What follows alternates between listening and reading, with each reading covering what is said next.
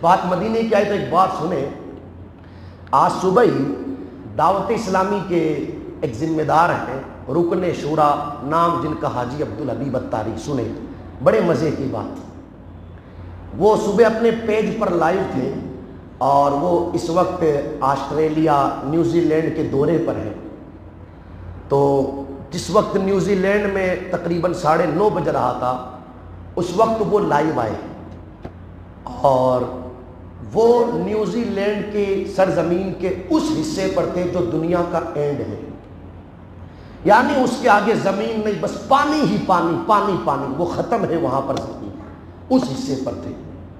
کئی ساری باتیں انہوں نے کی، مگر انہوں نے اس شہر کی تعریف کی اور تعریف میں یوں کہا کہ نیوزی لینڈ کی سرزمین پر صاف صفائی بہت زیادہ ہے، یعنی وہاں کی گورنمنٹ نے اپنے اس ملک کے واتاورن کا، صاف صفائی کا خاص خیال رکھا. اس کی وہاں کی ہوا بڑی صاف، اتنی صاف، اتنی صاف، اتنی صاف کہ جس طریقے سے دوسری جگہوں سے ہمارے شہر میں گیس سلنڈر آتے ہیں نا، اس طریقے سے نیوزی لینڈ سے باضابطہ آکسیجن سلنڈروں کی شکل میں چائنا اور دوسرے ملکوں میں بھیجا جاتا ہے. اتنی صاف ہوا وہاں کی. ساری باتیں انہوں نے کی، مگر آخر میں انہوں نے ایک بات کی جسے سن کر کے میرے بھی آنسو آ گئے. انہوں نے کہا نیوزی لینڈ ہوگا اچھا شہر، مگر وہ کہتے ہیں مدینہ مدینہ ہے. کہتے ایک بار آیا ہوں نیوزی لینڈ پہلی مرتبہ زندگی میں، اب دل نہیں کرے گا کہ کبھی یہاں آؤں یا نہ آؤں. ہو سکتا ہے کبھی دین کے کام کے حوالے سے آنا پڑے، ورنہ دل نہیں چاہے گا کہ گھومنے کے لیے، دیکھنے کے لیے اس شہر کو آئیں. لیکن وہ کہتے ہیں مدینہ اس شہر کا نام ہے.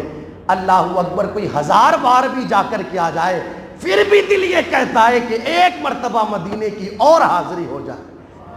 اس لیے کہ مدینہ اس پاکیزہ جگہ کو کہتے ہیں جس کی ہواؤں کے لیے میرے نبی نے برکت کی دعا کی، جس کے پھلوں کے لیے میرے نبی نے برکت کی دعا کی، جس کے گرد و غبار کے لیے میرے نبی نے برکت کی دعا کی. بڑے بڑے بیمار جن کی بیماریوں کا علاج کہیں نہیں ہو پاتا مدینہ جاتے ہیں، اس کی ہوا کی برکت سے اللہ انہیں شفا عطا فرما دیتا ہے.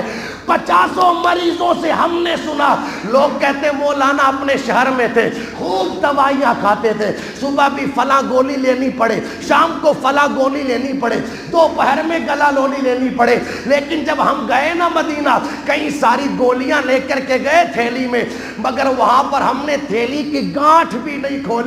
20 دن 15 دن 10 دن ہم وہاں پر رہ کر کے آئے، مگر ہمیں وہاں پر گولی کی حاجت نہیں ہوئی. ایسا لگتا تھا کہ طبیعت بالکل فریش ہو گئی ہو. ہم نے کہا وہاں پر گولی کی حاجت ہوتی بھی تو کیسے ہوتی، جو کام گولی نہیں کر پاتی وہ مصطفیٰ کے شہر مدینے کی ہوا کر کے دکھاتی ہے. ارے صرف گولی میں شفا نہیں، مصطفیٰ کے مبارک شہر کی ہوا، اس کے اندر بھی اللہ نے شفا رکھی ہے.